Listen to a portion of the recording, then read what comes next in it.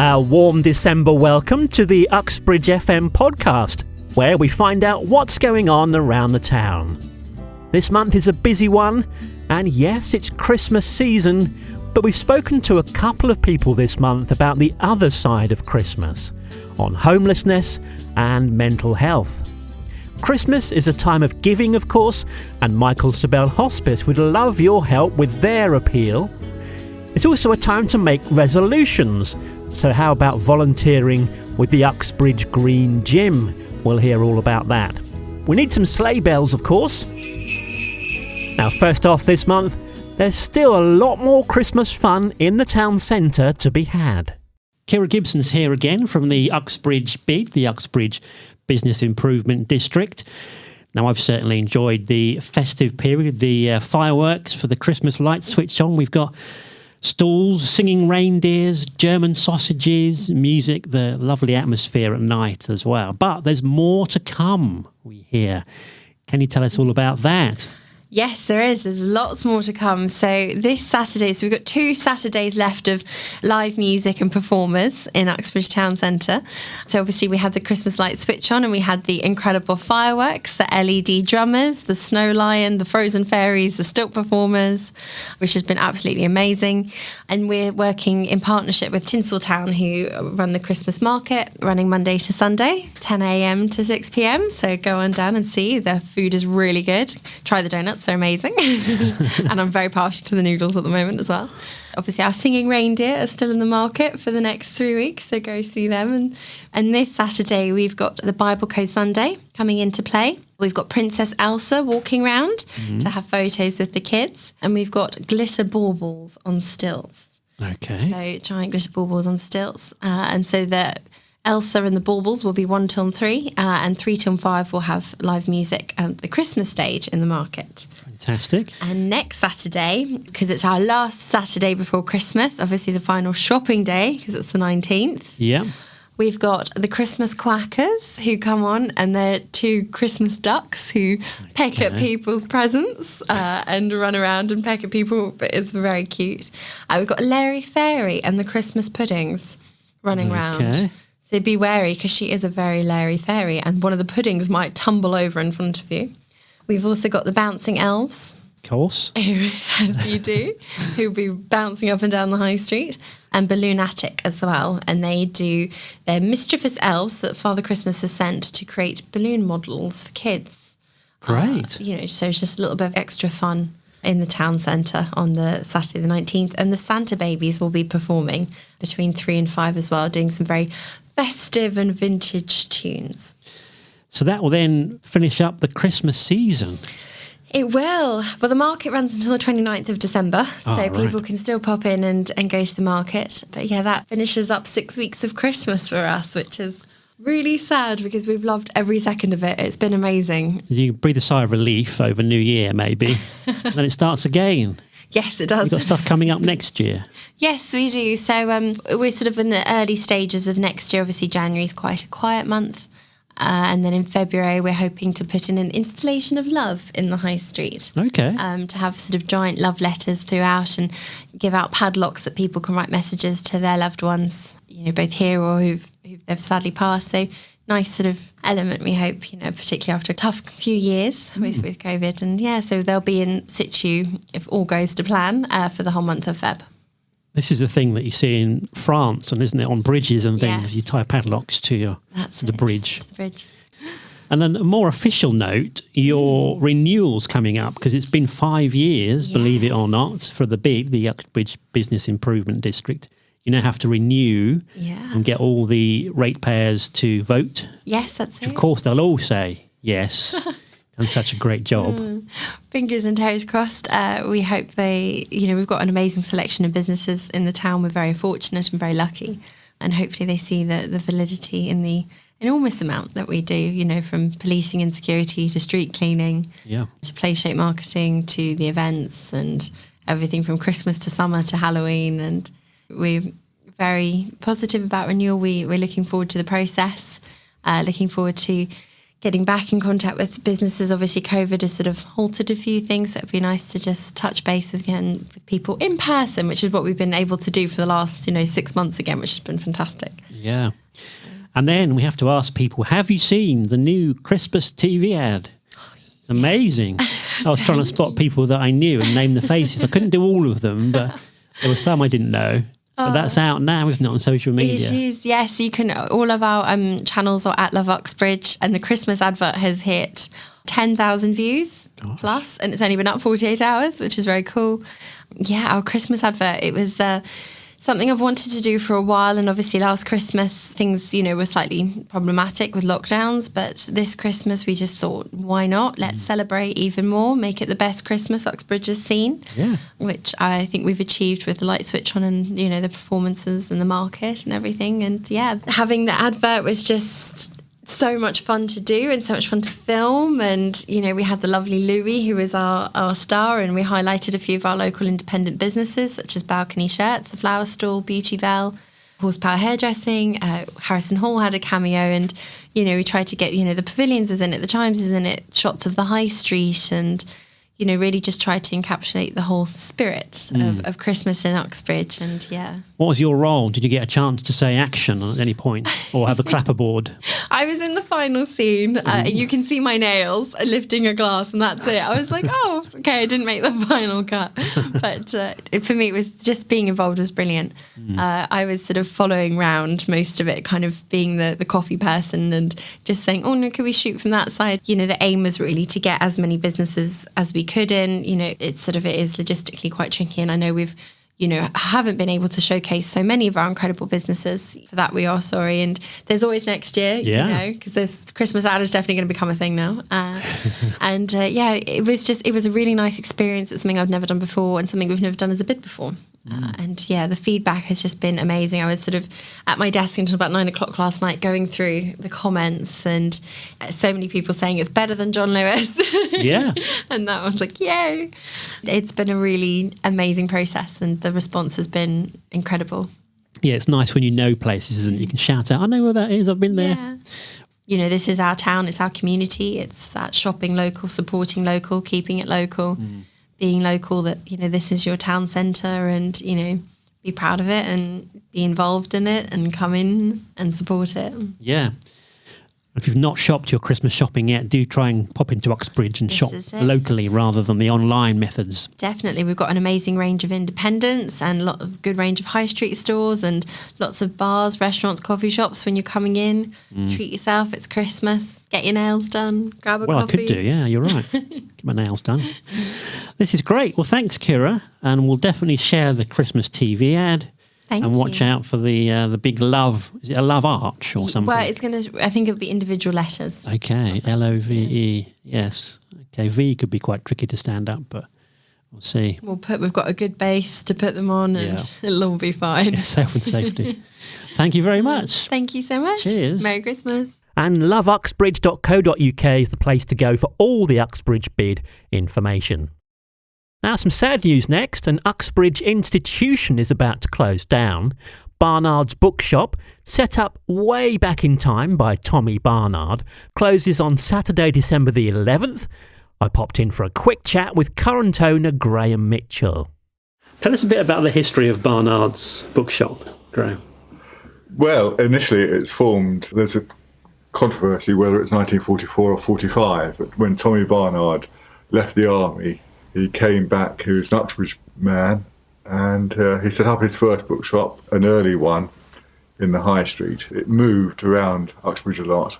I certainly know by 1967 he'd opened a second-hand bookshop on the other side of Windsor Street, and this one was certainly here in 1975, but some people say it was here in the mid-60s. I'm not sure about that. And there was another bookshop associated with Tommy Barnard, which was called Barnard and Warren in Baker's Yard. There's a nice old sign on the side of the building here, isn't there? Yes. As if it has been here for years. Yes.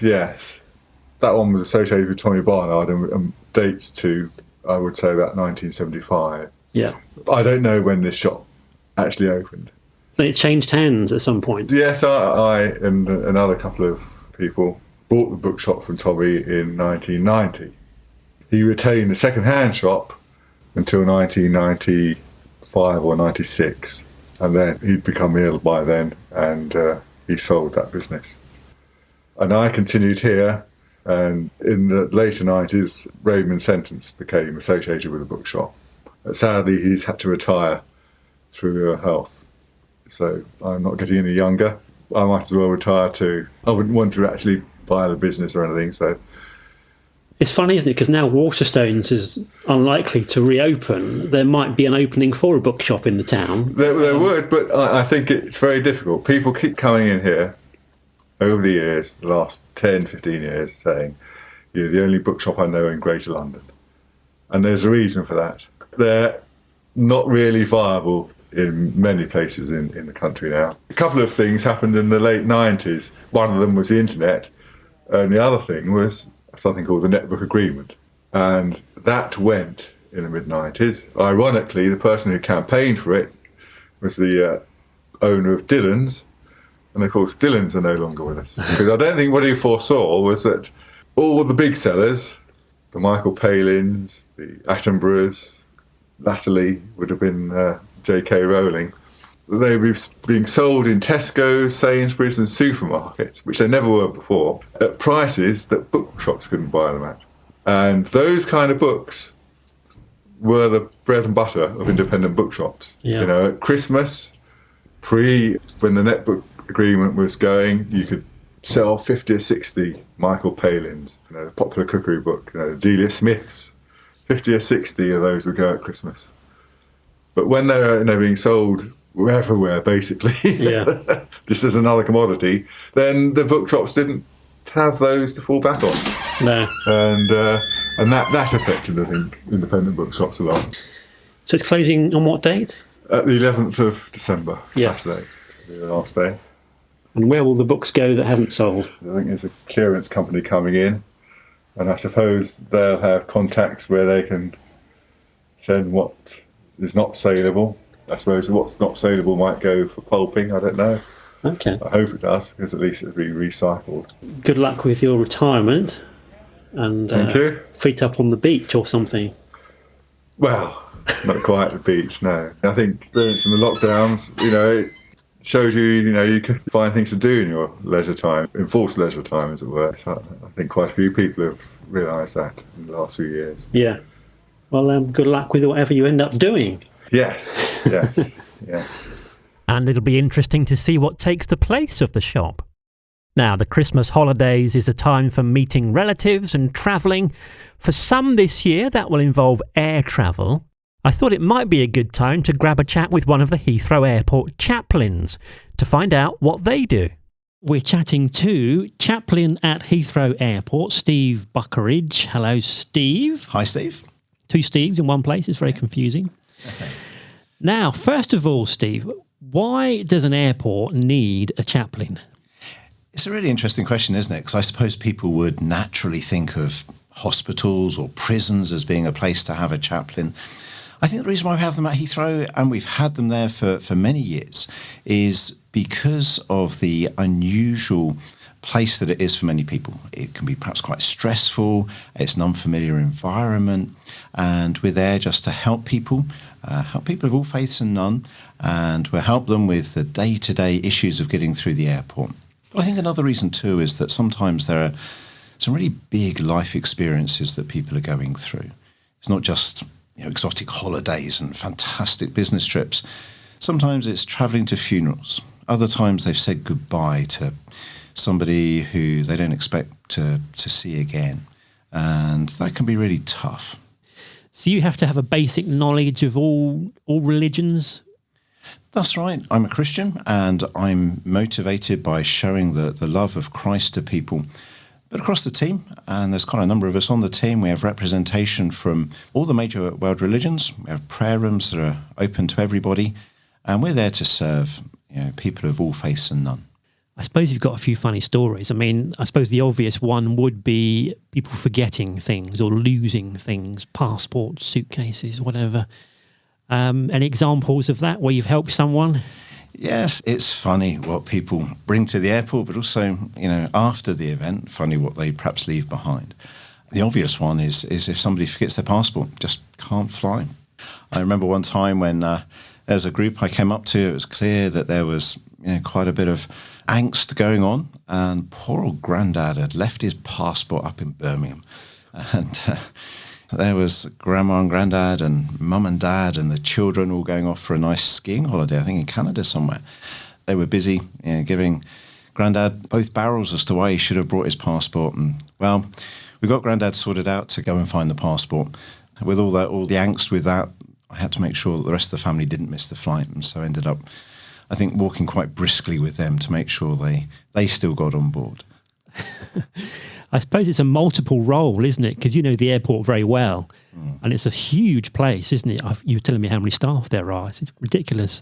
It's huge. And obviously, COVID's had its impact, but we're there for both staff and passengers, and there's several tens of thousands of staff that work at Heathrow, and certainly pre-COVID, there was 80 million passengers a year that went through. And we're there for everyone. Sometimes it's helping passengers. Other times we build up rapport with staff. We do staff Bible studies, and you get to know staff sometimes, and you're able to be there for them when life's tragedies hit as well. Do you think there's some link between the Christmas story as well at this time of year? Certainly.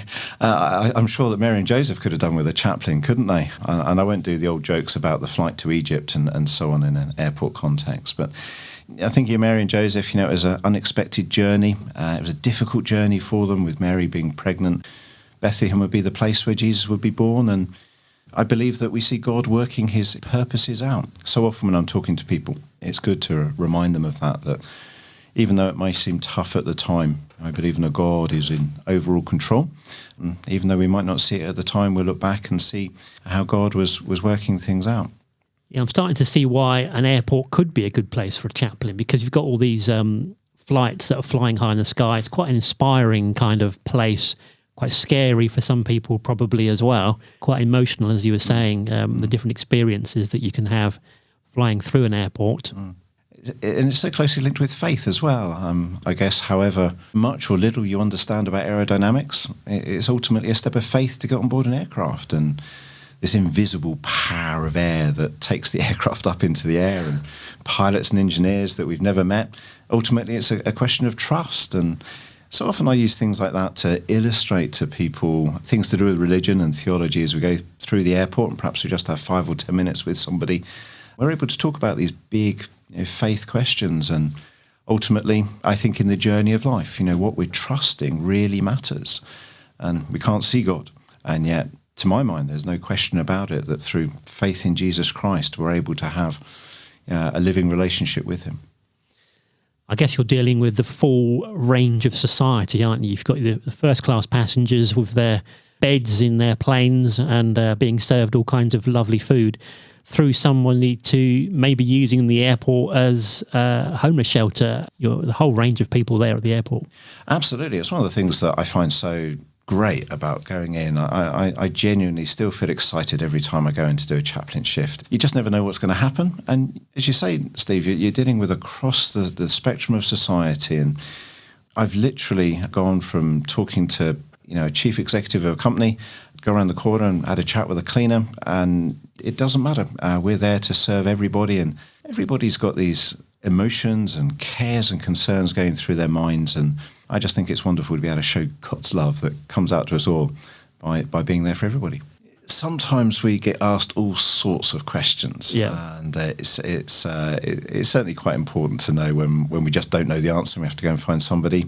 It's certainly quite interesting the way that people do ask me all sorts of questions. I remember going around a corner one day and an old couple said, "There's somebody that will know," and I thought, well, they're going to ask me where the toilets are or something, and they said to me, "You'll know what heaven's like as a chaplain. We were just discussing coming up the escalator. What will heaven be like?" And I thought, well, that wasn't a question I was necessarily expecting, but it's surprising what's going through people's minds as they go through the airport. And sometimes, as you say, it's a very practical question. Other times people are thinking more deeply. I wonder whether maybe it's because airports are sometimes an important juncture in people's journey of life. Maybe they're moving to live in another country or something, and they're thinking about the big things of life. Or maybe to some people, heaven is high up in the sky. So Yes, absolutely. And I certainly think about that. I remember one day I was on a flight and we took off and the weather was horrible. You could hardly see one end of the runway from the other. And yet a few minutes later, you burst through the clouds and it all looks very different. The sun's shining. And I certainly try and bring that sense to people that you get a little bit higher. The perspective is different. And I certainly think that seeing things from a spiritual perspective makes a big difference. Yeah, well, that's great. Some lovely stories there, Steve. Being a chaplain at Heathrow Airport, obviously aircraft is in your family DNA, with your dad being a pilot, now retired. Also, I hear there might be some drone flying going on as well at some points. Yes, one of our sons enjoys doing a bit of drone flying. It's I suppose it is a bit of a family trait, but my big motivation really is serving God and wanting to just show that love of Christ to those we come into contact with. Well, thanks, Steve, for popping in and telling us a bit about being a chaplain at Heathrow Airport. Thanks very much. Cheers. So if you're flying this Christmas, remember your passport and your passenger locator form and your COVID passport. Next up, Claire Sullivan is on the resource team at Trinity Homeless in Uxbridge. We're going to find out how they help homeless people in Hillingdon. Hi, Claire. Hello, how are you? Yeah, I'm good. Yes. So for anyone who doesn't know, describe what Trinity does in the area. Trinity supplies supported accommodation to single homeless people in the borough of Hillingdon. So anyone who reports themselves to the council as homeless and they have a support need, and that can range from anything from social networking, any form of addiction, mental health, or generally just need a guidance of how to pay bills, etc. We will take them under our wing. Our accommodations are throughout Hillingdon, and our aim is to help people get into independent living. So by providing the support, we can help people move into their forever home.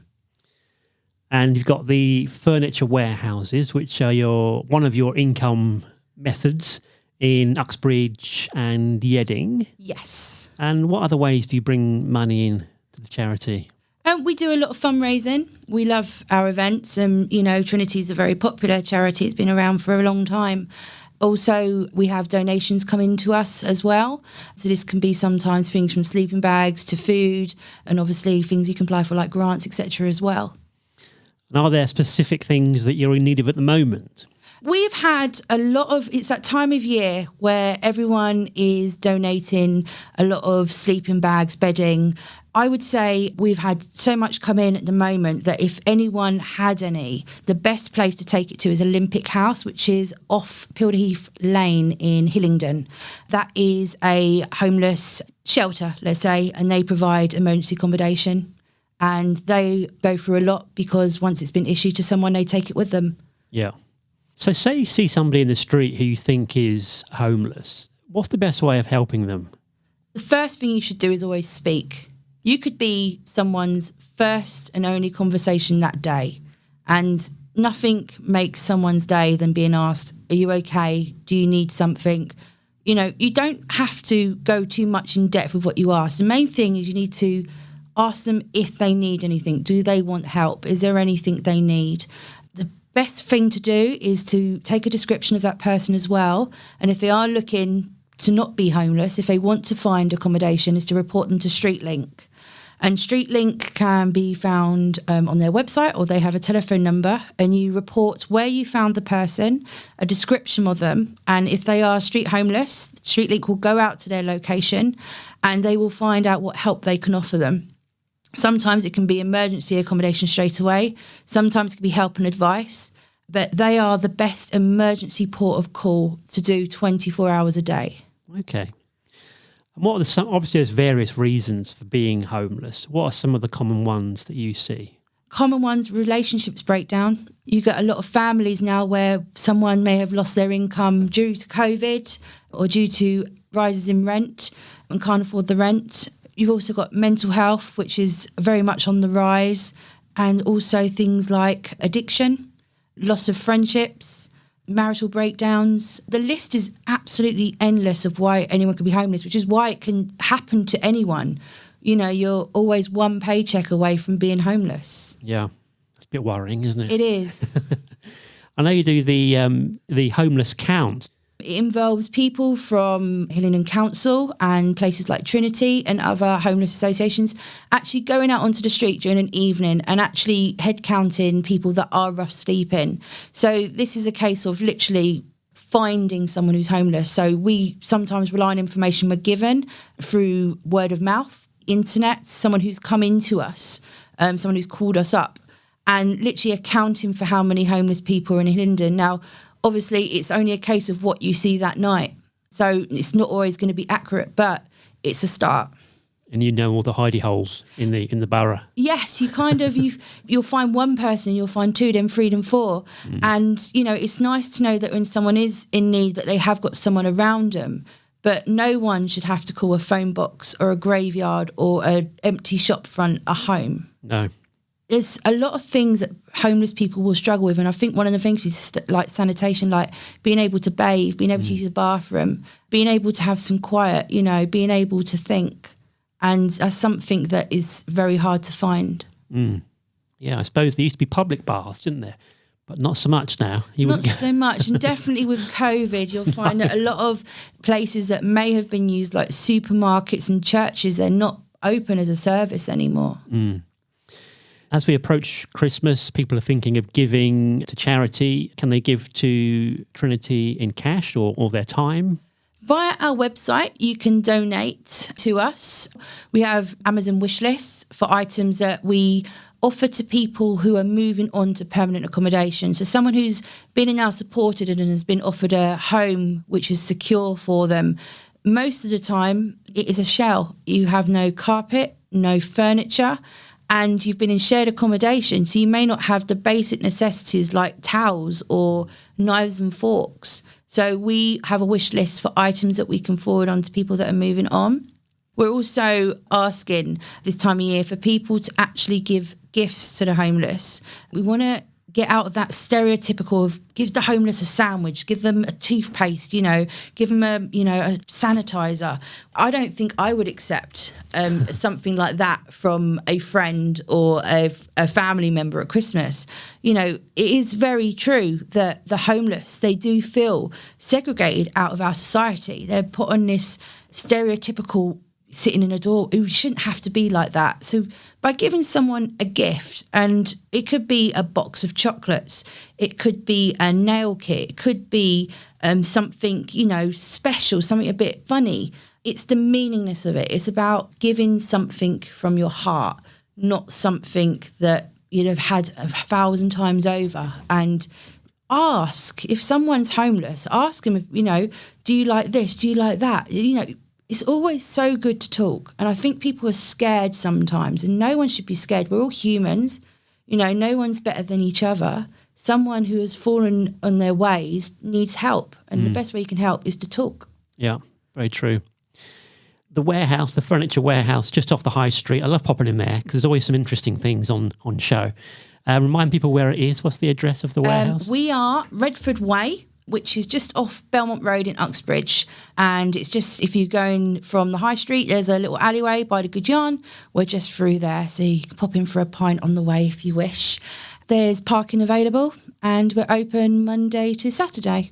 And the one in Yedding, I've not been there, but the one in Yedding is quite similar. It's very similar. It's Willow Tree Avenue. There's a big parade of shops by the Vauxhall Garage. It's just there. Same thing, we can collect furniture. We can receive furniture in hand. We need to have things like fire tags on sofas, etc., because we can't sell something on that, could be a hazard and pat tested if it's electrical, etc. But we're always accepting furniture donations, and sometimes we get things like stereos and things. They're also accepted. Fridges. There's so much demand at the moment for low-cost furniture where people are changing what they've got, or people are being moved into other accommodation which they have nothing, and they don't have £500 to go and buy a big set, etc. The donations coming in, they go to good people who need it, and at the moment there's just more going out than coming in. Okay, but also if you've got relations coming around for Christmas and need a small extra table, then have a look in the warehouse, I guess. You never know what you might find. Yes, and we've got the most odd-looking, you could have 10 different types of chairs, different colours, different heights.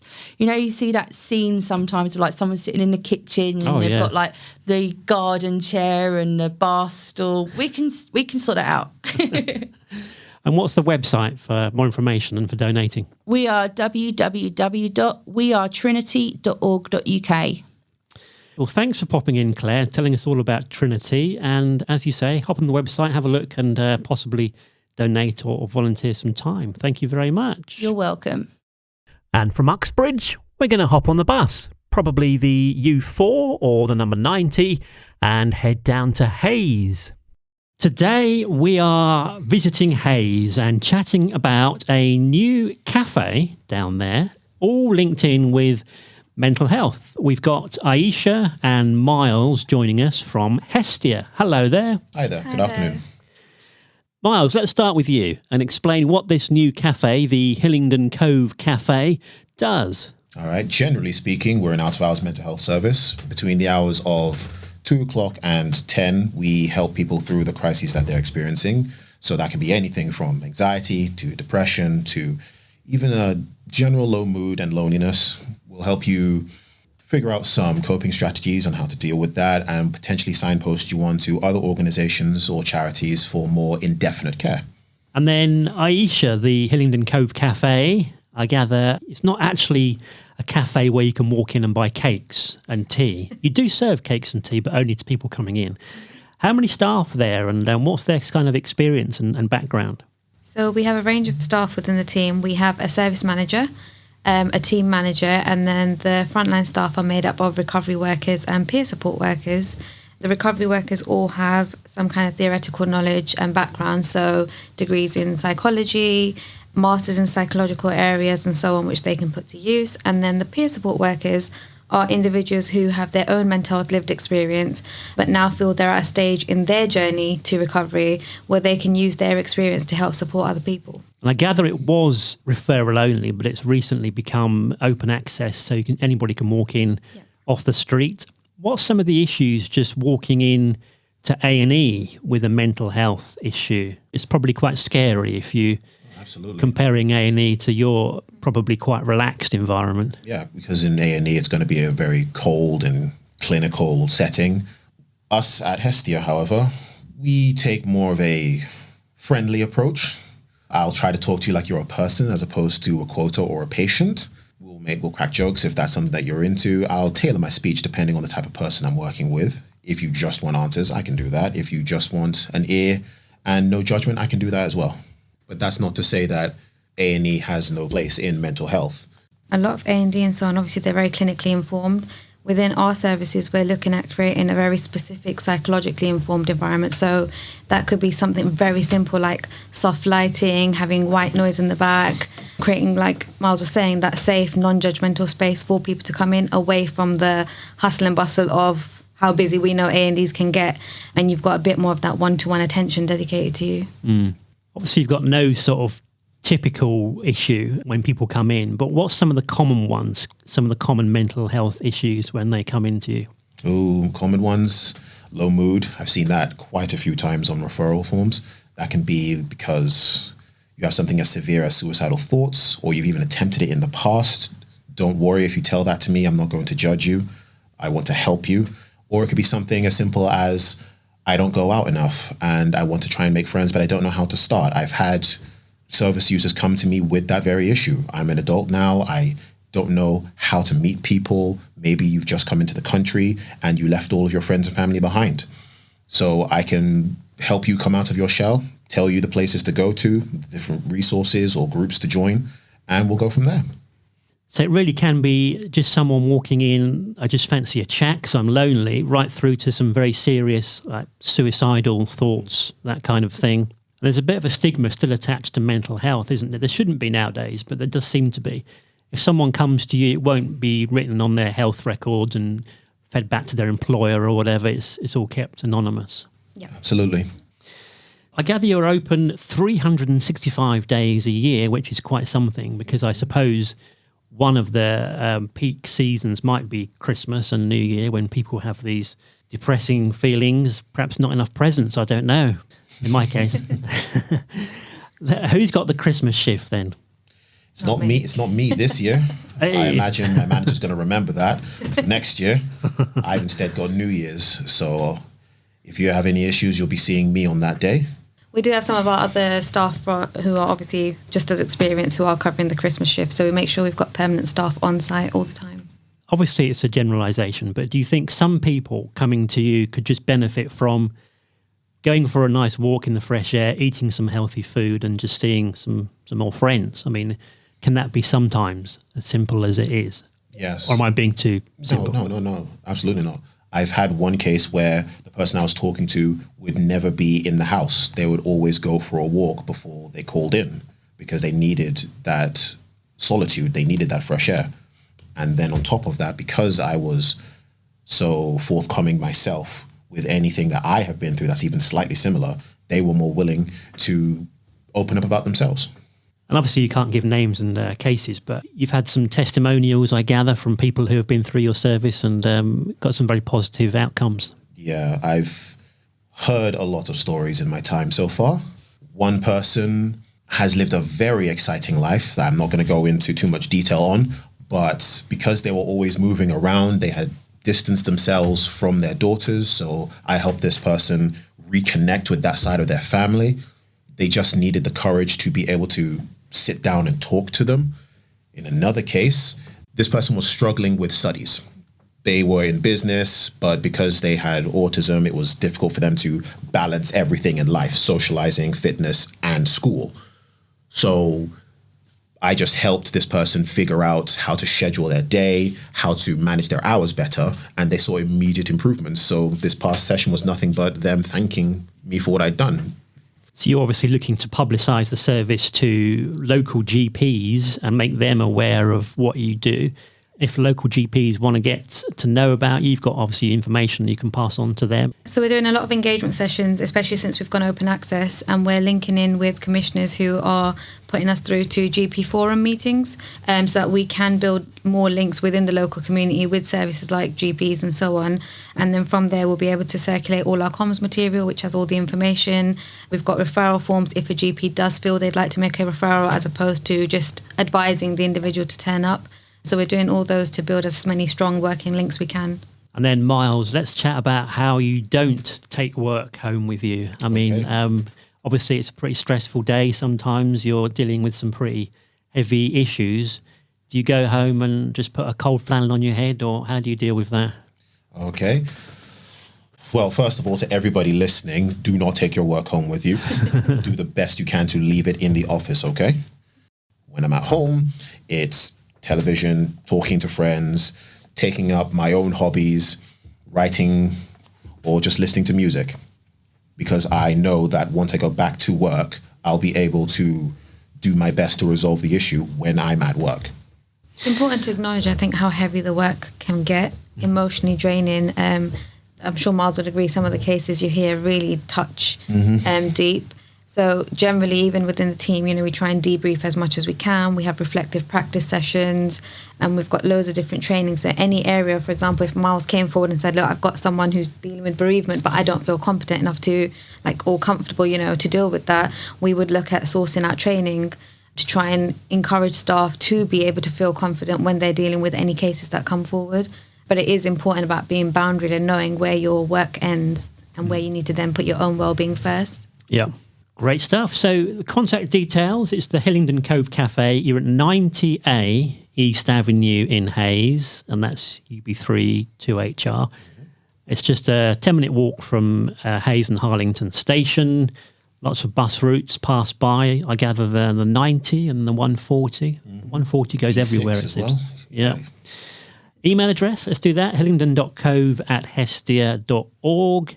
There's a phone number as well, which is 07827 535 271. And finally, what would you say to anyone listening who's got worries or concerns about their mental health? Don't be ashamed of what it is that you're going through. Don't think that you are lesser than or a freak or weird because of the problem that you have. Don't think that you're alone either. That's why we're here. And hopefully we'll be able to show you that after you've had your time with us, you still have others who can help you as well, whether it's signposts or it's friends and family. I think a lot of people don't realize how strong and how resilient they are, because there are so many stories I hear where they've been through hell and back, but they're still here. Don't underestimate yourself. Don't sell yourself short, and have the strength to ask for help. I think also there's a lot of stigma, obviously, as we know, around mental health, and it's important that everyone acknowledges that we're all on a journey. It's not necessarily that you've got a formal diagnosis and you are under that mental health category. We're all dealing with one thing or another, and obviously it always gets to a point where sometimes you need that additional support to be able to deal with something. So it's more about reaching out and feeling confident enough to do that, and finding kind of where your boundaries are, where your limits are, and seeking that support. Well, thank you very much, Aisha and Miles, for coming in and telling us all about the Hillingdon Cove Cafe. No problem. In Hayes. Thank you very much. And from Hayes, we'll hop on the 140 all the way to Mount Vernon. Michael Sobell Hospice have a Christmas memories appeal. So next up, we're chatting to Angela Rainford, who is fundraising lead at Michael Sobell Hospice Charity. Hi, Angela. Hi, Steve. Now, first off, for anyone who doesn't know Michael Sobell Hospice, can you explain a bit about what they do and the services they provide? Yes. So Michael Sobell Hospice is the local hospice for Hillingdon and North West London. We provide free expert palliative care and support for local people facing life-limiting illnesses. The hospice is based on the grounds of Mount Vernon Hospital. We were opened in 1977. And we have within the hospice a team that offers medical, nursing and emotional care, along with practical support for patients, their families and carers. Our aim is that every patient should experience a journey towards the end of their life that is peaceful, comfortable and free from worry and pain. And roughly, how much does it cost a year to run all those services? Every year, the hospice needs to raise around 1.9 million to provide vital care services to the local community. That's an awful lot of money, isn't it? So I gather you've got some charity shops and you do collections. What other methods of collecting do you have? So we have 2 charity shops based in Hillingdon, one in Northwood and one in Eastcote. We also run a series of events. We also have local businesses that support us, and then just general individuals who leave us legacies, donate in-kind gifts for our shops, individuals who give donations in memory of someone they've lost, and just generally support the charity with a regular giving. Now, it's definitely one of those local charities that when you talk to local people, they normally sing the praises of the hospice as they know someone who's been cared for there. What are some of the things that individuals can do or companies can do to raise some money for the hospice? Well, firstly, I just want to say thank you to all the local residents who already support the charity. So we have individuals who maintain the grounds around the hospice. We have volunteers who work within the hospice itself. And we also have volunteers who help out in the fundraising office and also our retail team. There are a number of ways that you can help the charity. As I mentioned, we have 2 charity stores, and we're always on the lookout for individuals who can help either inside the shop in a sales assistant role, help around the shop itself. And we also have a warehouse, individuals who can help out in the warehouse that's sorting and pricing the goods that we receive. If any local residents would like to support the charity by donating, that would be fantastic. And you can just visit our website. Now, I know you have a specific appeal running over Christmas. What's that all about and what's your target for that? So we're running our Christmas Memories appeal this year with the aim of raising 50,000 for the charity.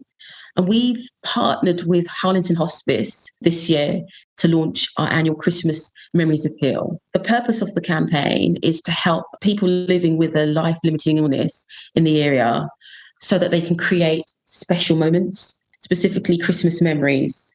And what we're looking for are memory makers this Christmas to help us create those special moments. And you've got some examples of people that you've helped with these special moments. Let's hear a couple of those to give an idea of what you're doing. Tina was a patient in our hospice and she had a young family. And unfortunately, she spent her time in the hospice at Christmas. And our hospice staff worked to create some really lovely special moments for Tina and her family. So in this particular case, they made a special Christmas dinner for them and also set it up that her children, she had 2 small young children, could have the snowball fight, and she was wheeled out onto the balcony so she could see them playing. And also our hospice staff provided bereavement support to the family. For us, specifically, why we've launched this Christmas memory appeal is that those special moments, we want to raise 50,000 so that hospice can create more of those special moments for our patients like Tina. We also helped Leslie. So Leslie entered the hospice after having some surgery and chemo. For her, she was kind of feeling a little down. And so what the hospice staff did was that we have some animal therapy, and she really adored animals. So we brought one of our hospice ponies down to see her and surprised her with it. It was on her birthday, and she loved it. She said, just to touch him and smell him, just to have the warmth of him on my hands was so magical. I remember that moment forever. And it just really helped her. She was in the hospice for 12 days. And she basically said after those 12 days, she came out a new woman. And her partner also said that he noticed sort of a difference in her whole demeanour and attitude. So it's special moments like that we want to raise money from the Christmas appeal, because we really believe that for patients and their families, those are special moments that they will cherish and remember forever. Great stuff. What's the website and other contact details that people might need? So our website is michaelsobellhospice.org. Find out all about supporting the charity by giving a donation or volunteering or buying a gift online. Great. Well, thanks, Angela. And once again, if you can help Michael Sobell Hospice by volunteering or creating special Christmas moments, head to michaelsobellhospice.org. Thanks, Angela. Okay, thanks a lot. Take care. Now, next year, how about a New Year's resolution to get outside a bit more? Uxbridge Green Gym is behind the Hillingdon Sports and Leisure Centre.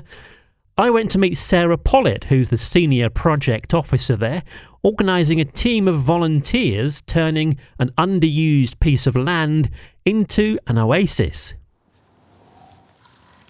Got loads of volunteers here, all in much more suitable clothing than I'm wearing. Down by a lake. Got streaming going on. Hello. Hello, Steve. How are you? Good. It's a nice cold day. It is, yes. Very keen. Mm-hmm. This is Dragoner, the countryside officer for Hillingdon. Dragoner? Mm-hmm. That's it. This is not my everyday job. In a lake in December? Yeah. Right. Opening up, getting rid of the quota of reeds. Okay. Are you sure about this? My volunteers wouldn't do it. It's too cold for them, but these guys are okay. They're hardcore? Yeah. So what do you do, Dragoner? I work as a countryside conservation officer in the council, Hillingdon Council. Yeah. And I look after nature conservation sites, ponds, rivers, meadows, little woodlands, not big woodlands, but just like little copses and then things like that. So you're outdoors pretty much all the time? 50-50. Yeah. We have quite lots of work in the office. Don't ask me what, but it does come up. You get involved with schools and things as well, with education? Yeah, we do get involved with schools. Yeah. And creating new projects, new ponds, new wetlands. Improving the area for people, trying to get them outside more? Yeah, people and nature together, making a nice balance for both. Yes, exactly. Are there a big team of you then with the council? In the green spaces, I think that's about 8 of us, plus managers. And today you're dressed in December in waders and you've been in the lake. I don't know how cold it is in the lake, but is that mad? Once when you get in and you get used to the smell, you get used to the cold as well. And if you have fluffy socks underneath, that's fine. Okay. It's more like Beck has to get used to it. Yes. So what's in the lake, apart from water? We have newts. Because you've got this whole network of ponds here in Uxbridge Common and Park Road. Yeah. And then further afield, and the river, you've got meta-populations of newts, so smooth newts and the greater crested newt, which is protected. And we have to do it now before they lay eggs and all of that. Okay. This was done in, I think, about 2007. So when the college built the housing estate, the sop to the community was that this, which was just a flat field, a sloping field, was re-landscaped, and they put in the 2 ponds, and there's newt tunnels underneath the roads in the housing estate, and there's a few stag beetle loggeries around. Okay. Seating and development. We've got a gravelly path and rocks in cages. Gabions. Gabions, that's the technical term. And then you'll lay planks on top. To sit on, to make Yeah. it comfortable. Yeah. So there's wood going inside them to attach the outer wood to. Yeah, And then they'll have throne-like wooden backs. yeah. Very hardy. There'll be 3 big chestnut wonky poles that we can attach a sunsail to and let people know it's here. And this will be planted as hedging, so it'll feel more enclosed.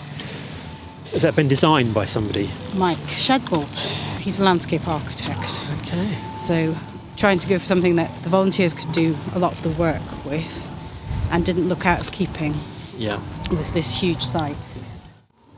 How's it going, Michael? Yeah, very well, thank you. Yes, yeah. So, how many days until you finish, do you think? That's a good question. It's probably another week's work together, I should think, but spread out over a few weeks as and when the volunteers are here. So you design all kinds of outdoor seating in various parks and things? That's your... all outdoor spaces generally, outdoor classrooms, all sorts of gardens and things. That sounds interesting. Any others near here that you've done? I've done a lot of work at Ivor Environment Centre, which is just the other side of Uxbridge from here. Did a very big pond for them last year, and teaching area there. Various schools in the area I've done some work in. Do a lot of groundwork at Denham Country Park. Yeah. So it'd be sitting at a desk all day, I imagine. Certainly does, outside. yes. I think it'll look great when it's finished, won't it? Well, I hope so. Yeah. Hopefully, draw some people through to the lovely sort of space beyond. Yeah. So I guess these have to be very sort of hardy for. Yeah. Local kids will probably use it as their skateboard track, but that's all part of the fun, thing. Really, Yeah. They've got to go somewhere. They've got something to do. So yeah, make it as theoretically indestructible as possible. You know. Yeah. So you've got the Newt plan. Yeah. Do you want to go and see the Newt plan? If it's not too muddy. This has been going on now for how long? This Uxbridge Green Gym? I think it's 4 years. Autumn of 2017 they started running sessions. Yeah. I think I started summer of 2018. I took over from someone who initially set it up. Yeah. I only had one volunteer when I started, and then she left, and so then I had to build it up from scratch. And now we have about 10 per week coming, 3 hours every Wednesday. I can see in the summer and the spring it would be quite idyllic, but today in December it's a bit... If they're you're very working keen, there, aren't they? you don't notice. They're all warm because they're cutting down trees and things. So a newt's protected? The great crested newt is protected, and you have them here. And that's because they're in low numbers. I think particularly whilst we have quite a lot here, they're in low numbers in Europe and elsewhere, and therefore they're protected by European law. So what you've done, you made a sort of zigzag pattern across the So field? we've returned it to being the floodplain that it was. So the water, instead of going around the sides of the field and very quickly into the pin, is cutting across the floodplain where it can seep in. There's what they call a scrape, a shallow pond further on. So the water will then be able to seep into the ground, slowing its journey to the river pin, till after the river levels fall and the river can cope with it again. You're reducing the chances of flooding. You can't prevent it, but... Yeah. And then it creates new habitat for wildlife at this site. Although you've got meadows beyond the pin, here you've got a lot of amenity grassland that's not very good for wildlife, and this will have different plant species and encourage different wading birds allow the newts to traverse the site more easily and things, because you'll get more tussocky grass and stuff. I see.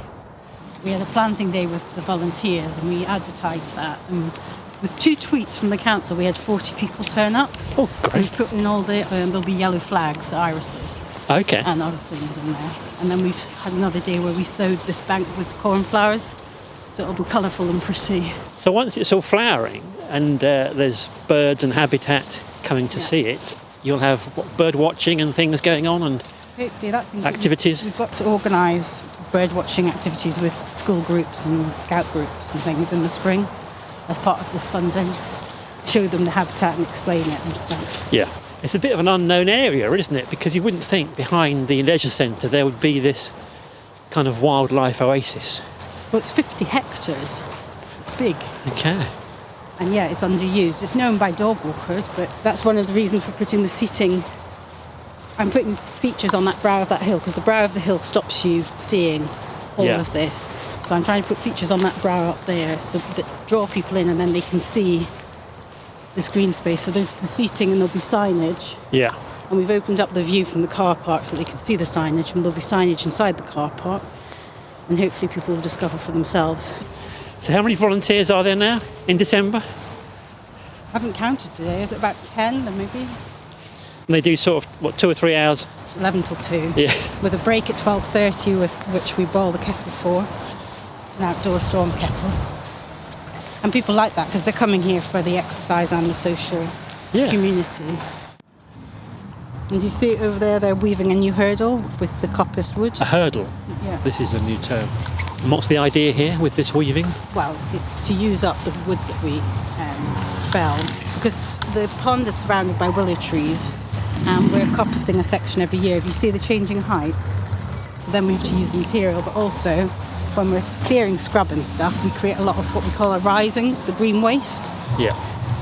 So we have put them here and we contain them with woven hurdles, so the volunteers also learn this traditional technique. Sort of fencing technique. Yeah. By weaving the willow. So you make a stake, put a point on it like for vampires. Yeah. And bang it in, and then we weave in and out. So this is Earl and Lee, who are hedgeling. So they've cut into the stem because just under the bark is where all the vessels that transport water and nutrients up to the leaves through the tree. So by leaving it with a small amount of contact with the original stump, it can still transmit the nutrients. I see. And where you have a node, a bump, a growing point, that will create upright stems all the way along. Basically, what we do is destroy things. Yes. Nearly everything that we do involves cutting things down, pulling things out, heaping things in big piles so they rot away. So it's all very destructive, which is quite satisfying.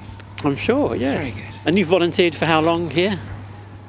Well, nominally about 2.5 years. Yeah, I'd say about 3, Yeah. You come here for a couple of hours every week, chop some wood, work off your aggression. That's right, yeah. Get out from under partners' feet. Kill a few more things and chop a few more things down. And, yes. So if somebody wants to come and join you and volunteer here, what's the system? I can just turn up or give you a ring or an email or tweet or something? They can turn up. There's a form to fill in the first time you volunteer, which is that we have emergency contact details and medical, anything relevant, medical stuff. Yeah. And then it's flexible volunteering, so you can come and go as you want. So attend as many sessions as you want for as much of a session as you wish. Great, it's very flexible. And then there's usually a range of tasks, so there's things to suit different people. And if you wanted to just turn up and have the coffee with us at 12:30 and have a chat, that's fine too. Oh, right. You don't have to do free labour. It's free coffee as well. Yes. Right, can I interest you in a cup of tea? Thanks to Sarah for the tour of the Uxbridge Green Gym site. There's more information by searching online for Uxbridge Green Gym. How about a poem next? If you're familiar with Fastnage Park, there was a big tree by the entrance which has recently been chopped down. Ruth Adamson lives opposite and wrote a poem. There is an old majestic tree that stands outside my flat. 100 years or more it's seen, I'm pretty sure of that. A vast green canopy of leaves it had and blossomed flowers in spring. The squirrels chased around its base and birds could sit and sing. But my old friend is ageing now, its branches bare and bleak, and though it still stands strong and bold, its ancient roots are weak. Today the men in orange came, and with the saw and chain, took down my old majestic tree, it will not flower again. Thanks, Ruth, and do send us your poems or stories, we'd love to hear more of those. Couple of events coming up to mention. The Ivor Environment Centre have Christmas workshops on Saturday the 18th of December, making decorations, beeswax candles and toasting marshmallows. Check out ivorenvironmentcentre.org. The Comedy Bunker has their famous Christmas show on the 23rd of December. It's a secret who's playing, though. They're at comedybunker.co.uk. And there's lots more events on the events page of the Uxbridge FM website, uxbridgefm.co.uk/events. That's all for this month's podcast. Get in touch by email. It's studio@uxbridgefm.co.uk. Join us on social media. Just search Uxbridge FM. And if you're listening on a podcast app, make sure to subscribe. You can now ask your smart speaker to play the podcast. Just say, play the Uxbridge FM podcast. Thanks to Chris Allen for helping out and Luca Nieri for the music. We're back next month when it'll be 2022. Have a great Christmas and talk to you then.